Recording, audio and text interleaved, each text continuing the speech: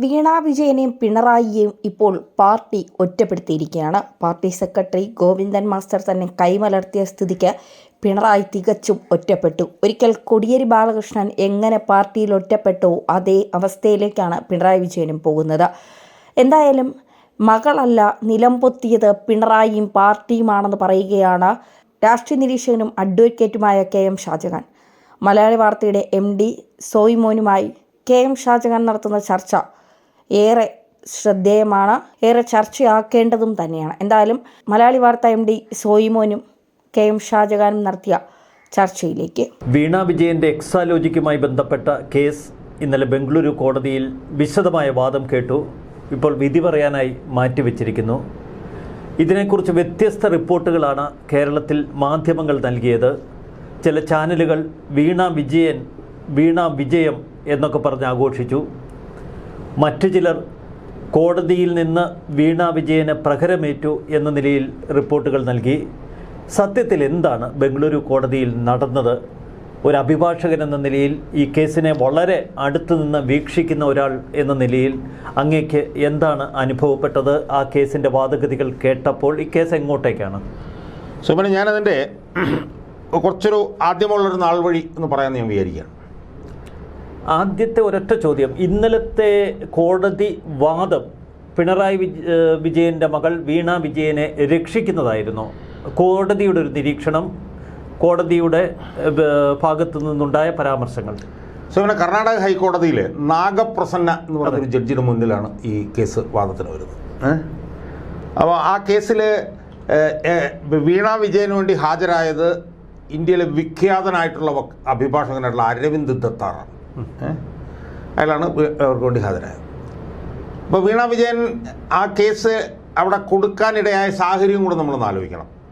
അത് അവിടെ കൊടുത്ത മെറ്റീരിയൽ നോക്കിയപ്പോഴാണ് അവർക്ക് സമൻസ് കിട്ടിയത്. ചോദ്യം ചെയ്യലിന് ഹാജരാവാനുള്ള സമൻസ് കിട്ടിയെന്ന് തുറന്നിട്ടാണ് അവർ അവിടെ പോകുന്നത്.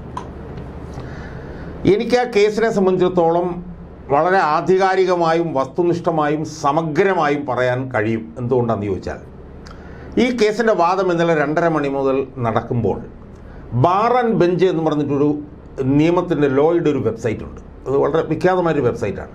ആ വെബ്സൈറ്റിൽ ഈ വാദം നടന്നുകൊണ്ടിരിക്കുന്ന സമയത്ത് ലൈവ് റിപ്പോർട്ടിംഗ് ഉണ്ടായിരുന്നു. ആ ലൈവ് റിപ്പോർട്ടിങ്, ഞാനിന്നലെ എറണാകുളത്ത് ഇങ്ങോട്ട് ട്രെയിനിൽ വരികയായിരുന്നു. ആ ലൈവ് റിപ്പോർട്ടിങ് ആദ്യാവസാനം അത് വരുന്നതനുസരിച്ച് എൻ്റെ ഒരു ഫ്രണ്ട് ഇങ്ങനെ എനിക്ക് കിട്ടുന്നു. അത് ഞാൻ കണ്ട ആളാണ്. അതുകൊണ്ട് തന്നെ ഞാനൊരു അഭിഭാഷകൻ എന്നുള്ള നിലയിലും എനിക്ക് വളരെ സമഗ്രമായി അതിനെക്കുറിച്ചിട്ട് പറയാൻ കഴിയും.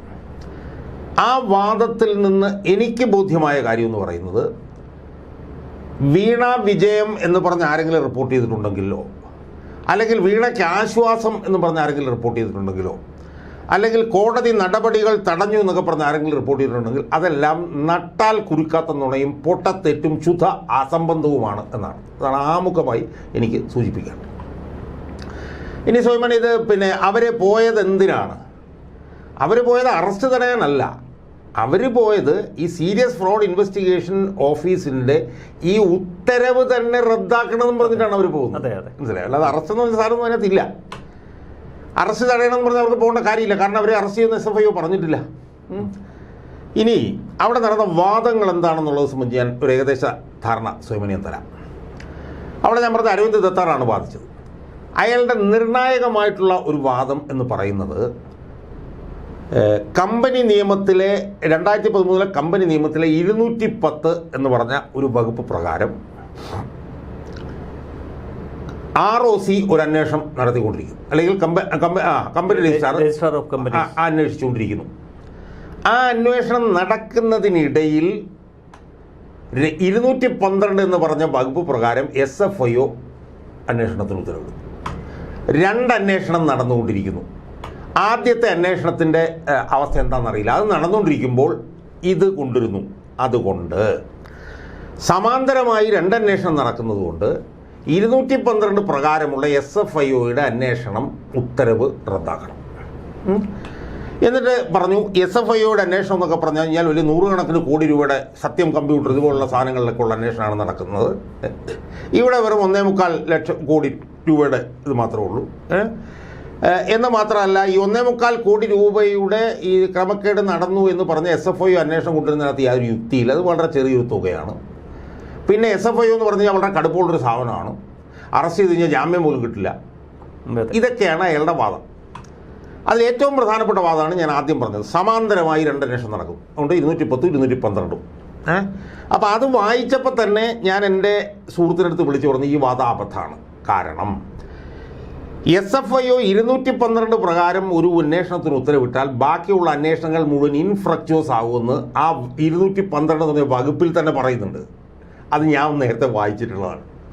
അപ്പോൾ ഞാനിത് വായിച്ചപ്പോഴത്തേക്ക് ഞാൻ എൻ്റെ ഫ്രണ്ടിൻ്റെ അടുത്ത് വിളിച്ചത് അബദ്ധമാണ്. അല്ല, കമ്പനികാര്യ അഭിഭാഷകനായിരുന്നില്ല അല്ലേ വീണ വിജയന് വേണ്ടി ഹാജരായത്? കമ്പനികാര്യ അല്ല, കമ്പനികാര്യ അപേക്ഷ പോരാ. അത് വെച്ചാൽ അത് ഏറ്റവും പ്രമുഖനായിട്ടുള്ളൊരു അഭിഭാഷകനായിരിക്കണം. അത് അരവിന്ദ് ദത്താറിനപ്പുറത്തൊരു അഭിഭാഷകന് കിട്ടുന്നില്ല തോന്നുന്നില്ല. പിന്നെ കപിൽ സിബലൊക്കെ ഉള്ളൂ. അപ്പം ഞാനിത് കണ്ടപ്പോൾ തന്നെ എൻ്റെ സുഹൃത്തിനടുത്ത് പറഞ്ഞു 200, കാരണം 212 വകുപ്പ് ഞാൻ വായിച്ചു നോക്കിയപ്പോൾ എനിക്ക് മനസ്സിലായതാണ്. കാരണം 212 പ്രകാരമുള്ള വകുപ്പിന് അന്വേഷണത്തിന് ഉത്തരവ് കഴിഞ്ഞാൽ വേറെ ഒരു അന്വേഷണത്തിനും പ്രസക്തിയില്ല എന്ന് അതിനകത്ത് പറഞ്ഞിട്ടുണ്ട്. അത് ഞാൻ നേരത്തെ വായിച്ചിട്ടുണ്ട്. അത് ഞാൻ എൻ്റെ ഫ്രണ്ടിൻ്റെ അടുത്ത് പറഞ്ഞു. അത് കഴിഞ്ഞൊരു 15 മിനിറ്റ് കഴിഞ്ഞപ്പോഴത്തേക്ക് കേന്ദ്ര ഗവൺമെൻറ് എന്തോ അഡീഷണൽ അറ്റോർണി ജനറൽ മറ്റേ ഹാജരായത്. അയാൾ ഇതേ വാദം പറഞ്ഞു. അയാൾ പറഞ്ഞു ശരിയാണ്, 210 എന്ന് പറഞ്ഞ അന്വേഷണം ഉണ്ടായിരുന്നു, അത് നടന്നുകൊണ്ടിരിക്കുകയായിരുന്നു. ആ സമയത്താണ് 212 അന്വേഷണം കൊണ്ടുവന്നത്. ആ 212 അന്വേഷണം കൊണ്ടുവന്നതോടെ 210 എന്ന് പറയുന്നത് പോയി. ഇതവിടെ അയാൾ പറഞ്ഞു. 2, ഈ 1.25 കോടി രൂപയുടെ വിഷയം മാത്രമാണ്. അതിന് SFIO എന്തിനാണ് അന്വേഷിക്കുന്നത് എന്നൊക്കെ പറഞ്ഞ വാദം. അപ്പം SFIO പറഞ്ഞു ഇത് 1,72,00,000 രൂപയെ കുറിച്ചിട്ടുള്ള അന്വേഷണം അല്ല, 135 കോടി രൂപയുടെ അന്വേഷണമാണ്. മനസ്സിലായി? അപ്പം അതിൻ്റെ ഇടയിൽ ഞങ്ങൾ ഇത് കണ്ടു, അത്രയേ ഉള്ളൂ എന്ന് പറഞ്ഞു. അതും പോയി. അവസാനം അവർ ഈ കാര്യങ്ങളെല്ലാം പറഞ്ഞു. മുഖ്യമന്ത്രിയുടെ മകളാണെന്ന് പറഞ്ഞു. അവരവിടെ ചെയ്തതിന് സേവനം തിരിച്ചു കൊടുത്തിട്ടില്ല എന്നുള്ളത് income tax interim settlement board പറഞ്ഞിട്ട് ഇതെല്ലാം പറഞ്ഞു. ഇതെല്ലാം പറഞ്ഞു കഴിഞ്ഞപ്പോൾ ജഡ്ജി ചോദിച്ചു നിങ്ങൾക്ക് രേഖകൾ കൊടുത്തുകൂടെ? അവർക്ക് അതിനെന്താ പ്രശ്നം? എന്താ രേഖകൾ എല്ലാവർക്കും കൊടുക്കും, അവർ വിളിക്കുമ്പോൾ ചെല്ല്, അറസ്റ്റ് ചെയ്യുമോ എന്ന് ചോദിച്ചു. അപ്പം SFIO പറഞ്ഞു ഈ അന്വേഷണം പ്രാഥമിക ഘട്ടത്തിൽ മാത്രമാണ്, ഞങ്ങൾ ചില രേഖകൾ പരിശോധിക്കുന്നതേ ഉള്ളൂ, അതുകൊണ്ട് അറസ്റ്റിൻ്റെ ഒന്നും ഘട്ടം വന്നിട്ടില്ല, അതുകൊണ്ട് അറസ്റ്റ് ചെയ്യോ ഇല്ലയോ എന്നുള്ള കാര്യം കോടതി പിന്നെ ജഡ്ജ്മെൻറ്റിൽ കൊണ്ടുവരേണ്ട ആവശ്യമില്ല, കാരണം ഞങ്ങൾ ആ ഘട്ടത്തിലേക്ക് പോയിട്ടില്ല. ഇത് കണ്ട കോടതി പറഞ്ഞു നിങ്ങൾ അന്വേഷണമായിട്ട് സഹകരിക്കണം, നിങ്ങളെല്ലാ രേഖകളും അവർക്ക് കൊടുക്കണം, അറസ്റ്റ് ചെയ്യണോ വേണ്ടയോ എന്നുള്ളത് സംബന്ധിച്ചിട്ടുള്ള കാര്യങ്ങൾ ഞങ്ങൾ ഇടക്കാല ഉത്തരവിനെ തുറന്ന് തീരുമാനിക്കാൻ പാടുള്ളൂ എന്ന് പറഞ്ഞാൽ അറസ്റ്റ് ചെയ്യുന്നതുമായി ബന്ധപ്പെട്ടിട്ടുള്ള വിഷയവും കോടതിയുടെ പരിഗണനയിലുണ്ട്. പക്ഷേ അത് ഇടക്കാല ഉത്തരവ് വന്നു കഴിഞ്ഞാൽ പരിഗണിക്കൂ. കോടതിയെ SFIO ബോധ്യപ്പെടുത്തണം. യെസ്, കോടതിയെ SFIO ബോധ്യപ്പെടുത്തണം. അപ്പോൾ ഇനി ഇതിനകത്ത് നടക്കാൻ പോണ കാര്യം എന്താ സോമാനെ? അപ്പോൾ ഇതിൽ നിന്ന് ഒരു കാര്യം വ്യക്തമാണ്, ഈ വീണ വിജയം എന്നും പറഞ്ഞ് ഏതൊക്കെ മാധ്യമങ്ങൾ കൊണ്ടാടിയോ അതെല്ലാം അസംബന്ധമായിരുന്നു, ഒരു യാതൊരു തർക്കവുമില്ല. ഇനി എന്താണ് ഇതിനകത്ത് നടക്കാൻ പോകുന്നത് എന്നുള്ളതും കൂടി നമ്മൾ ആലോചിക്കണം. നടക്കാൻ പോകുന്നതെന്ന് വെച്ചാൽ എത്രയും പെട്ടെന്ന് ചോദ്യം ചെയ്യലുണ്ടാവും. കാരണം ഈ വിധി പ്രകാരം ചോദ്യം ചെയ്യുന്നതിന് യാതൊരു തടസ്സമില്ല. ചോദ്യം ചെയ്യുന്ന സമയത്ത് അവർ ആവശ്യമുള്ള രേഖകൾ ഇവരോട് ചോദിക്കും. ആ രേഖകൾ ഇവർ കൊടുത്തില്ലെങ്കിൽ ഇവർക്ക് AK സെൻറ്ററിലോ അല്ലെങ്കിൽ റിഫ് ഹൗസിലോ ഒക്കെ റെയ്ഡ് നടത്താം. കാരണം ഇനി റെയ്ഡ് നടക്കാനുള്ളത് എക്സാലോജിക്കിൽ മാത്രമേ ഉള്ളൂ. കാരണം CMRലും KSDCയിലും റെയ്ഡ് നടന്നു കഴിഞ്ഞു. എക്സാലോജിക്കിൻ്റെ ബംഗളൂരു ഓഫീസ് ഇപ്പോൾ നിലവിലില്ല. ആ സാഹചര്യത്തിൽ എക്സാലോജിക്കിൻ്റെ 1% കമ്പനി ഡയറക്ടർ താമസിക്കുന്ന സ്ഥലം സ്വാഭാവികമായിട്ട് റെയ്ഡ് ചെയ്യാം, കാരണം അവിടെ അത് പൂട്ടിയിരിക്കുകയാണ്. മനസ്സിലായോ? അപ്പോൾ എന്താ സംഭവിക്കാൻ പോകുന്നത്? ഒന്ന്, ഏത് നിമിഷവും ചോദ്യം ചെയ്യൽ നടക്കാം. ചോദ്യം ചെയ്യൽ നടന്നു കഴിയുമ്പോൾ ചോദ്യം ചെയ്യലിൽ അവർ പറയുന്ന രേഖകൾ കൊടുത്തില്ലെങ്കിൽ റെയ്ഡ് നടത്താം. അല്ല, കടുത്ത നടപടികൾ ഉണ്ടാകുമോ എന്നിടയ്ക്ക് കോടതി ചോദിച്ചിരുന്നു. അത് അറസ്റ്റാണ്. മനസ്സിലായോ? ചോദ്യം ചെയ്യലും റെയ്ഡും ഒന്നും കടുത്ത നടപടികളല്ല. ഇനി അറസ്റ്റും അവർക്ക് നടത്താം. സ്വാഭാവികമായും അറസ്റ്റിൻ്റെ കാരണം കോടതിയെ ബോധ്യപ്പെടുത്തിയാൽ മതി. ആ കാരണം എന്ന് പറഞ്ഞാൽ എന്താണ്? ഇവർ ആവശ്യപ്പെടുന്ന രേഖകൾ ചോദിച്ചില്ലെങ്കിൽ അറസ്റ്റിലേക്ക് പോകാം, കൊടുത്തില്ലെങ്കിൽ അറസ്റ്റിലേക്ക് പോകാം. അപ്പോൾ അതുകൊണ്ട് ഇന്നലെ ഈ കേസ് കൊടുത്തതിന് ഉപോത്ബലകമായിട്ടുള്ള കാര്യം കോടതി എടുത്ത് ചവിട്ടോട്ടെ കളഞ്ഞു. കാരണം എന്താണ്? SFIO അന്വേഷണത്തിൻ്റെ ഉത്തരവ് റദ്ദാക്കണം എന്നുള്ളതായിരുന്നു ആവശ്യം. എന്നിട്ട് പറഞ്ഞു 210 വേണമെന്ന് നടന്നോട്ടെ എന്നാണ് പറഞ്ഞത്. അതെല്ലാം പോയി. കോടതിയുടെ തീരുമാനപ്രകാരം ഇനി ചോദ്യം ചെയ്യാം, റെയ്ഡ് ചെയ്യാം. ചോദ്യം ചെയ്യലിൽ പിന്നെ അവരാവശ്യപ്പെടുന്നത് കിട്ടിയില്ലെങ്കിൽ അറസ്റ്റിലേക്ക് പോകാം. അറസ്റ്റിലേക്ക് പോകുമ്പോഴും അതിൻ്റെ കോണ്ടെക്സ്റ്റ് ബാംഗ്ലൂർ കോടതിയെ ബോധ്യപ്പെടുത്തണം എന്നുള്ളൊരു ഉത്തരവാദിത്വം മാത്രമേ SFI ചുരുക്കി പറഞ്ഞാൽ വീണ വിജയൻ കൂടുതൽ കുരുക്കിലേക്ക് തന്നെ. സംശയമൊന്നുമില്ല. അത് വളരെ വളരെ വളരെ കൃത്യമാണ്. അതിനകത്ത് ഈ പറഞ്ഞ പോലെ വേറെ ഒരു സംശയത്തിനും ഇടയില്ല. അത് ഇടക്കാല ഉത്തരവും കൂടെ വരുമ്പോഴത്തേക്കും അതിനകത്ത് അത് അടിച്ചു വരുമല്ലോ. അടിച്ചു വരുന്നതുകൂടി അത് പൂർണ്ണമായും ക്ലിയർ ആകും. കേരള ഹൈക്കോടതിയിൽ KSIDC കൊടുത്തിരുന്ന ഹർജി, ആ ഹർജിയിൽ ഇന്നലെ വിശദമായ വാദം കേട്ടിരുന്നു കോടതി. കോടതി നിശ്ചിതമായി വിമർശിക്കുകയാണ്. കേരള ഹൈക്കോടതിയിൽ നിന്ന് നമ്മൾ കേട്ടത് KSIDC എന്തിനു ഭയപ്പെടുന്നു ഈ അന്വേഷണത്തോടെന്ന ചോദ്യം, ഞങ്ങളുടെ പേര് കളങ്കപ്പെടും എന്ന KSIDCയുടെ മറുപടി. വിചിത്രമാണ് പല KSIDCയുടെ വാദങ്ങളും. ഇത് കർണാടക ഹൈക്കോടതി വിധിയെ അല്ലെങ്കിൽ ആ കേസിനെ ബാധിക്കുമോ? അല്ല, അത് സ്വാഭാവികമാണല്ലോ. കാരണം ഈ ബന്ധപ്പെട്ട കണക്റ്റഡ് കേസുകളാണ് ഇതെല്ലാം. അതുകൊണ്ട് തന്നെ കർണാടക ഹൈക്കോടതി കേരള ഹൈക്കോടതിയിൽ നിന്ന് ഇതിൻ്റെ വിശദാംശങ്ങൾ ചോദിക്കാനുള്ള സാധ്യത വളരെ കൂടുതലാണ്. കാരണം ഒരേ ഉത്തരവ് സംബന്ധിച്ചിട്ടുള്ളതാണല്ലോ. കാരണം എന്താണ് സോമൻ, ജനുവരി 31 SFIയിൽ നിന്ന് വന്ന ഉത്തരവെന്താ? ആ ഉത്തരവിൽ പറയുന്നത് KSIDC CMRL എക്സാലോജിക്ക് ഇതുമായി ബന്ധപ്പെട്ടുള്ള കാര്യങ്ങൾ ഞങ്ങൾ അന്വേഷിക്കുന്നതാണ് പറയുന്നത്. അപ്പോൾ സ്വാഭാവികമായും അതുമായി ബന്ധപ്പെട്ട SFI അന്വേഷണത്തിൻ്റെ കേസാണ് കേരള ഹൈക്കോടതിയിൽ നടക്കുന്നത്. സ്വാഭാവികമായും ആ കോടതിയിൽ നടക്കുന്ന വിശദാംശങ്ങൾ കർണാടക ഹൈക്കോടതി ഇൻഫോർമലായിട്ടെങ്കിലും ചോദിച്ചു വാങ്ങിക്കാനുള്ള സാധ്യത വളരെ കൂടുതലാണ്. കേരള ഹൈക്കോടതിയിൽ എന്താ നടക്കുന്നത്? കേരള ഹൈക്കോടതിയിൽ പച്ചയ്ക്ക് കോടതി ചോദിക്കുകയല്ലേ, എന്താണ് KSIDCക്ക് കുഴപ്പം, അവർ റെയ്ഡ് ചെയ്യുന്നതിൽ കുഴപ്പം എന്താണ്, അവർ രേഖകൾ എടുക്കുന്നതിൽ കുഴപ്പം എന്താണ്? അപ്പോൾ പക്ഷേ KSIDCയുടെ ആശങ്ക നമുക്ക് വ്യക്തമാകുന്നത് എവിടെയാണ്? CS വൈദ്യനാഥൻ എന്ന് പറയുന്ന ഒരു അപ്പിയറൻസിന് 25 ലക്ഷം രൂപ മേടിക്കുന്നത്. ഞാനിന്നിപ്പോൾ ഒരു ഫേസ്ബുക്ക് പോസ്റ്റ് ഇട്ടിരുന്നു. അയാളിപ്പം അടുത്ത ആഴ്ച ഈ കേസിൽ തന്നെ കോടീശ്വരനാവും. കാരണം 3ാമത്തെ അപ്പിയറൻസ് ഇന്നലെ കഴിഞ്ഞു, അത് 26-ാം തീയതിക്ക് വെച്ചിരിക്കുകയാണ്. അപ്പോൾ 4ാമത്തെ അപ്പിയറൻസ് ആകുമ്പോഴത്തേക്ക് കേസിൽ 1 കോടി രൂപയാവും. മനസ്സിലായി? അപ്പോൾ ആ കേസിൽ KSIDC വല്ലാതെ പരിങ്ങലിൽ നിൽക്കുകയാണ്. KSIDC അവരുടെ പേര് പോകുന്നു പറഞ്ഞാൽ ആ പേര് പോകുന്നത് ഈ പ്രവർത്തനം നടത്തിയുകൊണ്ടാണ്. പക്ഷേ KSIDCയുമായി ബന്ധപ്പെട്ട് ഇപ്പോൾ നമുക്ക് കിട്ടുന്ന വിവരം എന്ന് പറയുന്നത് KSIDCക്കുള്ള ആശങ്ക എന്ന് പറഞ്ഞാൽ KSIDCയിൽ SFI അന്വേഷണം നടന്നാൽ ഈ വിഷയം മാത്രമല്ല വേറെ ഒരുപാട് അഴിമതി വിഷയങ്ങൾ SFIയുടെ ശ്രദ്ധയിൽപ്പെടാനുള്ള സാധ്യതയുണ്ടെന്നുള്ളതാണ് അവരെ ആശങ്കാകുലരാക്കിയിരിക്കുന്നതെന്നാണ് നമ്മൾ മനസ്സിലാക്കുന്നത്. കർണാടക ഹൈക്കോടതിയിൽ എക്സാലോജിക്കിന് വേണ്ടി വാദിക്കുന്ന ഈ പ്രമുഖ അഭിഭാഷകനും നല്ല പണം വാങ്ങുമല്ലോ, നല്ല ഫീസ് വാങ്ങില്ല. ഞാനിപ്പോൾ കേട്ടത് ഒരു അപ്പിയറൻസിന് 10 ലക്ഷം രൂപ എന്നാണ് ഞാൻ കേട്ടത്. അങ്ങനെയാണ് 5 മുതൽ 10 ലക്ഷം രൂപ വരെ എന്നാണ് കേൾക്കുന്നത്. ഇവിടെയും ഒരു പ്രശ്നം എന്താണെന്നറിയോ സോമൻ? ഇപ്പോൾ പിണറായി വിജയൻ ഇപ്പം ഹരീഷ് സാൽവെ കൊണ്ടുവന്നു ലാവ്ലിൻ കേസ്. അയാൾ ഇന്ത്യയിലെ ടോപ്പ് വക്കീലാണ്. പക്ഷേ അയാൾക്ക് വേണ്ടി പണം കൊടുക്കുന്നത് പാർട്ടിയാണെന്ന് വേണേൽ പറയാം. കാരണം അത് പാർട്ടി പോളിറ്റ് ബ്യൂറോ മെമ്പറാണ്. അല്ല, ഇവിടെ പാർട്ടിക്ക് കൊടുക്കാമല്ലോ, പാർട്ടിയെ ഇപ്പോൾ പ്രതിരോധം തീർക്കുന്നതെന്ന് MP ഗോവിന്ദൻ അല്ല, ഞാൻ പറഞ്ഞു വരുന്നത് പിണറായിക്ക് കൊടുക്കുന്ന പോലല്ല പിണറായിയുടെ മകൾക്ക് കൊടുക്കുന്നത്. പിണറായിക്ക് പാർട്ടിക്ക് വേണമെങ്കിൽ കൊടുക്കാം, പിണറായിക്ക് വേണമെങ്കിൽ ഗവൺമെൻറ്റിന് കൊടുക്കാം. പക്ഷേ പിണറായിയുടെ മകൾക്ക് എങ്ങനെയാണ് പൈസ കൊടുക്കുന്നുള്ളത്? അങ്ങനെയാണെങ്കിൽ കോടിയേരി ബാലകൃഷ്ണൻ മോന് കൊടുത്തില്ലെന്ന് മാത്രമല്ല അവനെ തള്ളിപ്പറയുകയും അത് വന്നപ്പം അച്ഛൻ രാജിവെച്ച് പോവുകയും ചെയ്യേണ്ടി വരികയായി. ഇവിടെ സോമന് ഞാനത് പറഞ്ഞെന്താണെന്നറിയാം, അത് സോമൻ ചോദിച്ചുകൊണ്ട് ഞാനൊരു കാര്യം കൂടെ പറയുകയാണ്. യഥാർത്ഥത്തിൽ കേരളത്തിലെ CPM ഇപ്പോൾ വീണ വിജയൻ്റെ വിരൽ തുമ്പിലാണ് എന്നുള്ളതാണ്. ആ ഒരു വിഷയത്തിലേക്ക് വന്നത് നന്നായി. അപ്പോൾ ഞാൻ ഇന്നലെ ഇട്ട പോസ്റ്റ് എന്ന് പറഞ്ഞാൽ വീണ വിജയൻ നിൽക്കാൻ പറഞ്ഞാൽ ഇരിക്കുന്ന പാർട്ടി, വീണ വിജയൻ ഇരിക്കാൻ പറഞ്ഞാൽ കിടക്കുന്ന പാർട്ടി, വീണ വിജയൻ കിടക്കാൻ പറഞ്ഞാൽ കിടന്നുരുളുന്ന പാർട്ടി എന്ന് പറഞ്ഞിട്ടാണ് ഞാൻ എന്തൊരു പോസ്റ്റ് ഇട്ടത്. എന്താ അതിൻ്റെ കാരണം എന്നറിയാം? വീണ വിജയൻ അനുകൂലമായി പിന്നെ താഴോട്ട് കുറിപ്പായിക്കാണ് സോമാൻ ഈ പാർട്ടി. എവിടം വരെ ഇത് അധപ്പതിച്ചു എന്ന് നമ്മളൊന്ന് ആലോചിക്കും. എന്നിട്ട് പറയുന്നത് എന്താണെന്നറിയോ? CMRL പരാതിയില്ല എന്നാണ് പറയുന്നത്. അപ്പോൾ അദാനിക്കെതിരെ, അദാനിയും മോഡിയും സംബന്ധിച്ചൊരു ആരോപണം വന്നു കഴിഞ്ഞാൽ മോഡി വന്നിട്ട് പറയാണ് അദാനിക്ക് പരാതിയില്ല എന്ന് പറയുന്ന പോലൊരു അസംബന്ധമല്ലേ ഇത്? അപ്പോൾ ഇവിടെ ജീർണിച്ച് പിണറായി വിജയൻ്റെ മകളെയും വരെ ജീർണിക്കുന്നു എന്ന് പറയുമ്പോഴത്തേക്ക് ഇനി നാളെ പിണറായി വിജയൻ്റെ മകളുടെ മകളെപ്പോലും പാർട്ടി ന്യായീകരിക്കുന്ന ഒരു നിലയിലേക്ക് പോകുമെന്നുള്ളതാണ് പാർട്ടി അണികളുടെ ഇപ്പോഴത്തെ ചോദ്യം. വീണ വിജയൻ ഈ കേസുമായി മുന്നോട്ട് പോകും എന്നുറപ്പാണ്. എക്സാലോജിക് ഇവിടെ സാധാരണ ജനങ്ങൾക്ക് ചില സംശയങ്ങളുണ്ട്. കേരളത്തിലെ സാധാരണ ജനങ്ങൾ പരസ്പരം ചോദിക്കുന്ന, പരസ്പരം സംസാരിക്കുന്ന ചില വിഷയങ്ങൾ. വളരെ ശക്തമായ നിയമയുദ്ധത്തിലൂടെ ഏറ്റവും മിടുക്കരായ അഭിഭാഷകരെ കളത്തിലിറക്കി ഇഷ്ടം പോലെ പണം വലിച്ചെറിഞ്ഞ് ഇതൊക്കെ പുഷ്പം പോലെ ഊരിപ്പോകരുതോ വീണ വിജയനെ പോലുള്ളവർക്ക്? ജനങ്ങളുടെ സംശയ ന്യായമല്ലേ? അല്ല, അത് ആ സംശയത്തിനകത്ത് തെറ്റൊന്നുമില്ല. പക്ഷേ ഇപ്പോൾ എക്സാലോജിക്കുമായി ബന്ധപ്പെട്ട് കേരള ഹൈക്കോടതിയിൽ നടക്കുന്ന കാര്യങ്ങൾ നമ്മളൊന്ന് നോക്കുക. CS വൈദ്യനാഥൻ എന്ന് പറഞ്ഞാൽ ഏറ്റവും പ്രമുഖനായിട്ടൊരു വക്കീലിനെ കൊണ്ടുവരുന്ന 25 ലക്ഷം രൂപയ്ക്ക് ഒരു അപ്പിയറൻസ് കൊടുക്കും. ജനം ഏറ്റവും കൂടുതൽ ഉദാഹരണം പറയുന്ന ലാവ്ലിൻ കേസ് 30 തവണയായിട്ട് സുപ്രീം കോടതിയിൽ മാറ്റിവെക്കപ്പെടുന്നു. നമുക്കാരെയും കുറ്റം പറയാൻ കഴിയില്ല. അതങ്ങനെ മാറ്റിവെച്ചുകൊണ്ടേയിരിക്കുന്നു. സമാനമായ സാഹചര്യം ഒരുപക്ഷെ ഇത്തരം കേസുകളിൽ ഒരു സ്റ്റേ വീണ്ടും കേസ് അവധിക്ക് വെക്കുന്നു. അത്തരം സാഹചര്യങ്ങളിലേക്ക് പോകാനുള്ള അല്ല, ഞാൻ പറഞ്ഞത് ആ ഓപ്ഷനൊന്നും നമുക്ക് തള്ളിക്കളയാൻ പറ്റില്ല. കാരണം 2020 സ്വർണ്ണക്കള്ളക്കടത്ത് വന്നിട്ട് 2024 വരെ ഒരു രോമം പോലും അനങ്ങിയിട്ടില്ല. ഇന്നിപ്പോൾ ലാവ്ലിൻ കേസിൽ ഒരു പ്രതി ഇന്നും മരിച്ചു. ഞാനിന്ന് ലാവ്ലിൻ കേസിനെ കുറിച്ചിട്ട് ഞാനൊന്നൊരു വീഡിയോ ചെയ്യാൻ പോകാം. കസ്തൂരി രംഗയ്യരും മരിച്ചു. അപ്പോൾ അങ്ങനെ ഒന്ന് ചിന്തിക്കുന്നതിനകത്ത് തെറ്റൊന്നുമില്ല.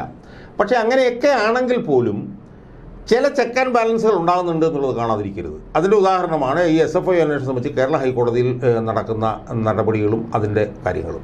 കേരള ഹൈക്കോടതിയിൽ ഏറ്റവും വലിയ വക്കീലിനാണ് KSRDC കൊണ്ടുവന്നിട്ടുള്ളത്. പക്ഷേ കേരള ഹൈക്കോടതിയിൽ മുഖമടച്ച അടിയാണ് കിട്ടിക്കൊണ്ടിരിക്കുന്നത്. അല്ല, കർണാടക ഹൈക്കോടതി കേസ് തള്ളിക്കളഞ്ഞാലും വീണ വിജയന് സുപ്രീം കോടതിയെ സമീപിക്കാം. അല്ല, സോയ്മനെ പിന്നെ കർണാടക ഹൈക്കോടതി തള്ളിക്കളഞ്ഞിട്ടില്ല.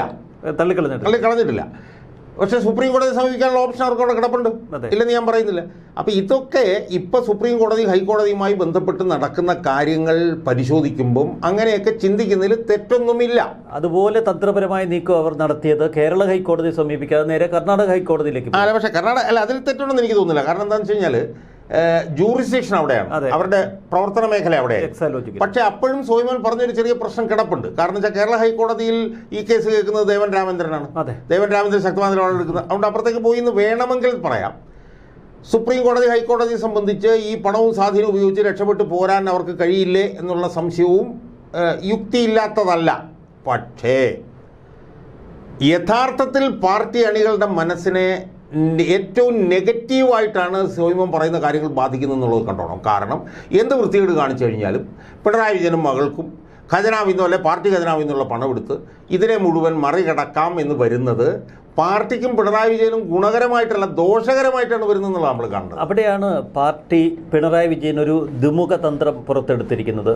ഒരു വശത്ത് വീണ വിജയൻ നിയമയുദ്ധവുമായി പോകുന്നു, മറുവശത്ത് MP ഗോവിന്ദനെ പോലൊരു പാർട്ടി സെക്രട്ടറി ജനങ്ങളോട് പറയുന്നു പിണറായി വിജയനെ ലക്ഷ്യമിട്ടാണ് ഈ ആക്രമണങ്ങൾ അത്രയും, അതുകൊണ്ട് തന്നെ പാർട്ടി പ്രതിരോധം സൃഷ്ടിക്കും. വീണ വിജയനെ സംരക്ഷിക്കുക എന്നാൽ ഈ പാർട്ടിയെ സംരക്ഷിക്കലാണ്, പിണറായി വിജയനെ സംരക്ഷിക്കലാണ്. ഇത്തരമൊരു സന്ദേശം ജനങ്ങളിലേക്ക് കൊടുക്കുകയും കേസിൻ്റെ പ്രത്യേക വിശദീകരണം പാർട്ടി പ്രവർത്തകർക്കും പാർട്ടി നേതാക്കൾക്കും കൈമാറുകയും ചെയ്ത് പാർട്ടിയും ഭരണ സംവിധാനവും പിണറായി വിജയൻ്റെ കുടുംബവും ഒരുമിച്ച് നിന്ന് ഇത്തരമൊരു സാഹചര്യത്തെ നേരിടുന്നു. സുമനെ, അതിലൊന്നും ഒരു തർക്കവുമില്ല.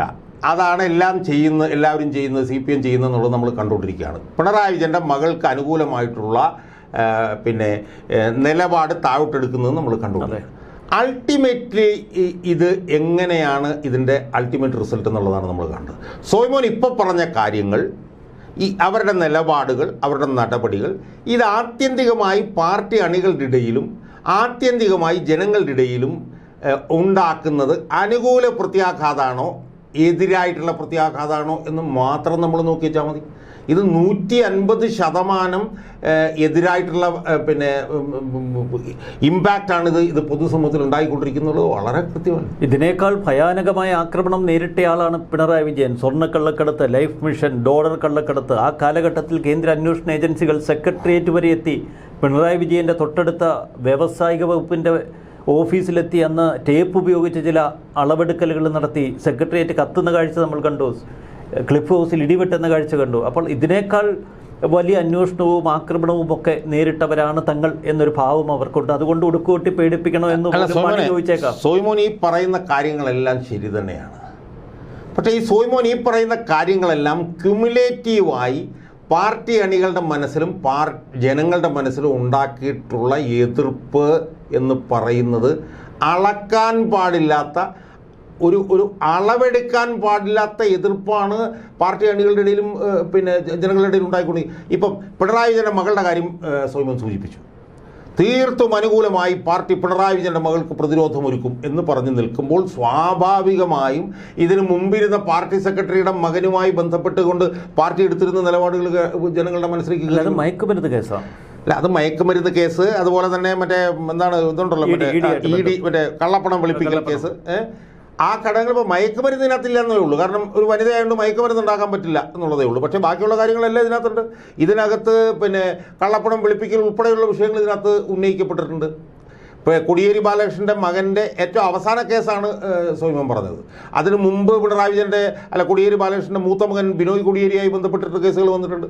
ആ കേസുകൾ വന്ന സമയങ്ങളിൽ ഒരിക്കൽ പോലും കോടിയേരി ബാലകൃഷ്ണൻ ഒരു ഡിഫൻസ് കൊടുക്കാതിരുന്ന പാർട്ടി ഇപ്പം 100% പിണറായി വിജയൻ്റെ ചവിട്ടടിയിൽ കിടന്ന് ഈ പറഞ്ഞ പോലെ ഞെളിവിരി കൊള്ളുമ്പോൾ അത് പാർട്ടി അണികളുടെ നെഞ്ചത്താണ് ചവിട്ട് ഏക്കുന്നത് എന്നുള്ളത് നിർഭാഗ്യവശാൽ പിണറായി വിജയൻ കാണുന്നില്ല. കാരണം അയാൾക്കത് കാണാനുള്ള ഇതില്ല. പക്ഷേ എം.വി. ഗോവിന്ദൻ എന്ന് പറഞ്ഞ പാർട്ടി സെക്രട്ടറി ഇത് പാർട്ടി അണികളുടെ നെഞ്ചത്താണ് ഈ ചവിട്ട് കൂട്ടുന്നത് എന്ന് അയാൾ മനസ്സിലാക്കുന്നില്ല. അതിഭീകരമായിട്ടുള്ള എതിർപ്പിൻ്റെ ഏറ്റവും മുകളിലാണ് ഇപ്പോൾ നിൽക്കുന്നത്. ഇനിയിപ്പോൾ നാളെ ഒന്ന് ആലോചിച്ച് നോക്ക്, നാളെ ഇവരെ ചോദ്യം ചെയ്താൽ അതുണ്ടാക്കുന്ന പ്രത്യാഘാതം എന്താണെന്ന് ആലോചിച്ചു. ഇനി 2-3 മാസമേ ഇലക്ഷനിലേക്കുള്ളൂ. ക്ലിഫ് ഹൗസിലോ അല്ലെങ്കിൽ AK സെൻട്രലോ അവലേക്ക് അവിടെ ഇവിടെ ഒരു റെയ്ഡ് നടന്നു കഴിഞ്ഞാൽ അതിൻ്റെ പ്രത്യാഘാതം എന്താണെന്ന് ആലോചിച്ച് നോക്കി. അത് അപ്പം ഇപ്പം ഡിഫൻസ് എന്ന് നമ്മൾ പറയുമ്പോൾ ഡിഫൻസിൻ്റെ ഒരു കാഠിന്യം കുറഞ്ഞിട്ടുണ്ട്. ഇപ്പോൾ ആകെപ്പാടെ M.V. ഗോവിന്ദൻ മാസ്റ്ററോ അല്ലെങ്കിൽ വല്ലപ്പോഴും AK ബാലനാണ് ഡിഫെൻഡ് ചെയ്യുന്നത്. നേരത്തെ MAB പോലുള്ള ആളുകളൊക്കെ തന്നെ ചിത്രത്തിലുണ്ടായിരുന്നു. കാരണം അവർക്കൊക്കെ ഇത് പ്രശ്നമാണെന്ന് മനസ്സിലായിട്ടുണ്ട്. അപ്പോൾ അതുകൊണ്ട് ആത്യന്തികമായി നമ്മൾ കാണുന്നത് വെച്ചാൽ ഓരോ ദിവസവും പാർട്ടി അണികളിലും പ്രത്യേകിച്ച് ഇൻ ജനറൽ ജനങ്ങളുടെ ഇടയിലും ഉണ്ടായിക്കൊണ്ടിരിക്കുന്ന എതിർപ്പ് അതിരൂക്ഷമായിക്കൊണ്ടിരിക്കും. എനിക്ക് അവസാനമായി ഒരു കാര്യം കൊണ്ട് എനിക്ക് സൂചിപ്പിക്കാനുള്ളൂ. ഇപ്പോൾ ഇന്നലെ ഈ കേസ് അവിടെ നടന്നു, അത് അവർക്ക് തിരിച്ചടിയായിരുന്നു. സാധാരണഗതിയിൽ ഒരു പ്രതിപക്ഷം ചെയ്യേണ്ടത് എന്താ? സാധാരണഗതിയിൽ ഇതിൻ്റെ പ്രത്യാഘാതം ഇന്നതായതുകൊണ്ട് ഇവിടുത്തെ മുഖ്യമന്ത്രി രാജിവെച്ച് പോകണം എന്ന് പറഞ്ഞ് ശക്തമായിട്ടുള്ള നിലപാടുകൾ എടുക്കുകയും പാർട്ടി അണികളെ സംഘടിപ്പിക്കുകയും ചെയ്യേണ്ട പ്രതിപക്ഷം അവർ സമരാഗ്നി എന്ന് പറഞ്ഞ് കോൺഗ്രസ് ഒരു ജാഥ നടക്കുന്നതിൻ്റെ ഇടയിൽ പോലും ഈ വിഷയം ഉന്നയിക്കാൻ അവർക്ക് കഴിയുന്നില്ല. അതിൻ്റെ കാരണം എന്താണ്? അവർക്ക് അനുകൂലമായിട്ടും കുന്തമുനകൾ നീങ്ങിക്കൊണ്ടിരിക്കുകയാണ്. ഇപ്പോൾ CMRL എന്ന് പറഞ്ഞവർക്ക് ഏതോ ഒരു ഇൽമനൈറ്റോ എന്തോ ഒരു സാധനം കിട്ടാൻ വേണ്ടിയിട്ട് IREL-ഉം KMM-ലും കൂടി പ്രവർത്തിച്ചു എന്നുള്ളതിൻ്റെ വിവരങ്ങളാണ് ഇപ്പോൾ പുറത്തു വന്നുകൊണ്ടിരിക്കുന്നത്.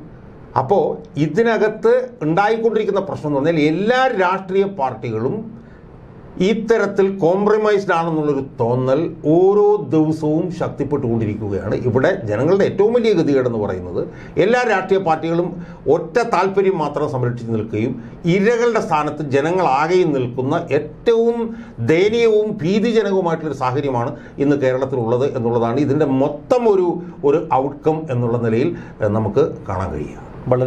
വളരെ നന്ദി ശ്രീ KM ഷാജഹാൻ. നന്ദി, നമസ്കാരം.